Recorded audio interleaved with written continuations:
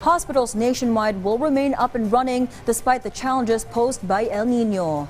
Meanwhile, the Department of Justice grants freedom of persons deprived of liberty under good conduct. This and more stories in tonight's National News Roundup by Shariza Esparago. The Department of Health, or DOH, has assured President Ferdinand R. Marcos Jr. that hospitals across the country will remain up and running despite El Niño. DOH officials are working closely with national government agencies to ensure healthcare services are not disrupted.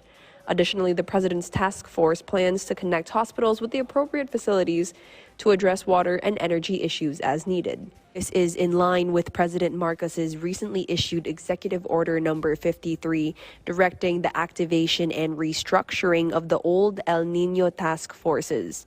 Its goal is to provide systematic, holistic, and results-driven interventions to minimize the devastating effects on the public. The Department of Justice, or DOJ, released 8 persons deprived of liberty, or PDLs, under Good Conduct Time Allowance Law.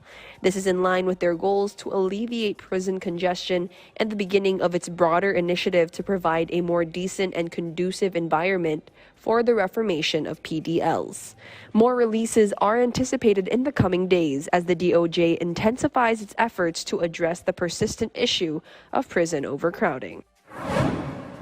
The Philippine Statistics Authority, or PSA, and Department of Social Welfare and Development, or DSWD, have partnered up to provide PhilSys services at family development sessions for 4Ps beneficiaries nationwide.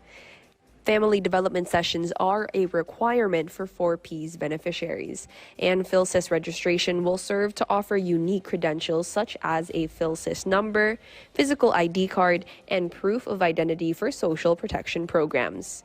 Meanwhile, the PSA and DSWD are on a continued partnership to utilize PhilSys for social protection programs, extending access to vulnerable groups.